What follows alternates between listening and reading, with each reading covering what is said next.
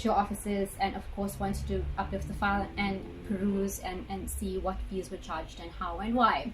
And the question would then say, what would be considered when determining whether the fees was reasonable or not. And there's a number of things. So the one is complexity of the matter. So if you're dealing with the particularly, so and by complexity I don't mean, it could be area of law as well, but I mean, I'm a family law specialist, so let's talk about family law. In family law you can have a simple unopposed divorce, which is really not rocket science. Pretty simple and straightforward.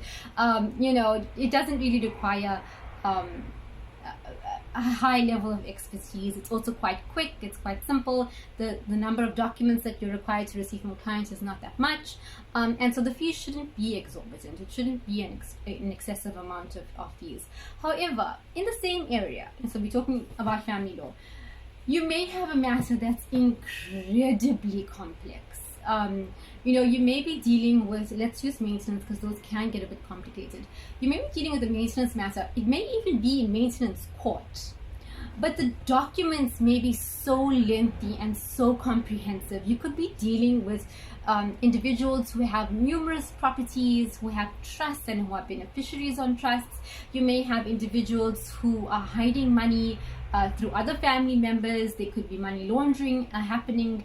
There's a whole bunch of finances, and then insofar as the applicant goes, and the expenses could be again very lengthy, because these are perhaps high profile clients who the children go to private schools and they have a private nanny and private tuition, and they shop at exclusive stores, etc. And so the list of expenses and justifying those expenses for the maintenance application may be incredibly exorbitant, and it may be incredibly complex as well. So there may be various types of maintenance that's required, also not just in terms of wealth, but there could be, for example, a special needs child, and the special needs child needs a particular type of school and a particular type of caregiver. We could have children who it could be something as I say simple loosely, I don't mean simple.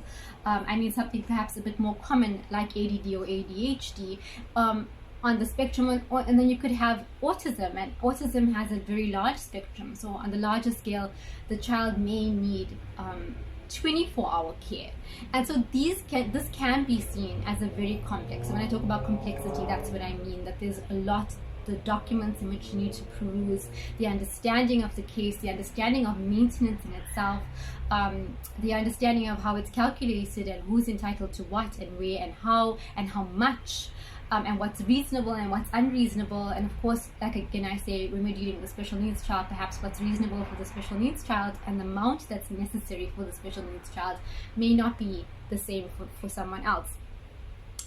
The amount of work that's done will obviously also determine whether the fee was reasonable.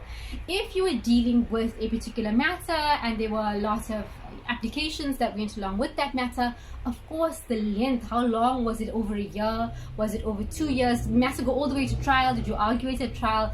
Was there a hearing? Were there applications? Were there opposed applications? So how much of work was done? Did you just draft the summons and get it issued? That's not, it depends on how complex the summons is, I guess.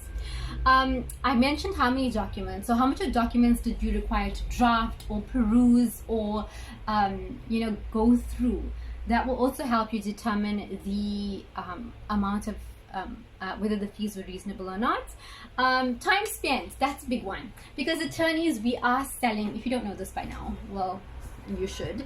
Attorneys, we are selling our time. So how much of time did you as a practitioner spend on this matter? So you were in court, you waited 3 hours for the matter to be heard. The matter was heard, you then raised certain issues with the court. The matter was then adjourned. You needed to go down to the registrar and get a date, because that's just the procedure. You went down, you got the date, you came back up, and so in total you spent 7 hours at court in one day. And if your hourly rate is 1.5, then, and you can justify how you spent that time and what happened during that day, again, like I said, your time spent, you had 17 consultations. Obviously the bill is going to be bigger if you've been spending that amount of time on it. And of course, one of the big ones is the seniority of the practitioner. those of you who might have already completed your studying would know that attorneys charge according to years of experience. So an article clerk is not going to charge the same rate as a senior practitioner with 25 years worth of experience, and also the speciality of the practitioner as well. So you may have a practitioner who specializes in a particular area of law, and that's the reason why their fees are perhaps a bit higher than others with the same amount of years. It's that their area of speciality is the area that you are requesting legal services on. And then just in closing, I'm going to talk about overreaching. So what is overreaching? Overreaching, although I've been shocked many times when I've seen some attorneys' bills, overreaching is when you see an account that is improperly excessive or induces a sense of shock. That's very subjective. I've been very shocked sometimes when I see some bills from my colleagues. So yeah, but that's the answer if you need to write it in your exam. I'm gonna stop there. I think that was almost 30 minutes, and I hope whatever little information I was able to give you really helps. And like I said, my one word of advice when it comes to especially paper 3, please do not deal with it in isolation. Please know all of your papers, please know the laws, please know the procedures, so that you can apply ethics to those particular areas of law. And that's exactly how it's going to happen in practice.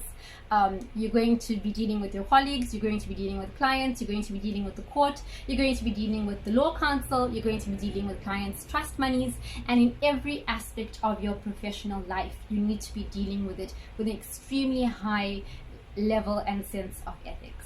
Okay guys, good luck. I hope you all pass and do really well, and I see lots and lots and lots of new attorneys being sworn in the coming months. And yeah, all the best guys. Take care.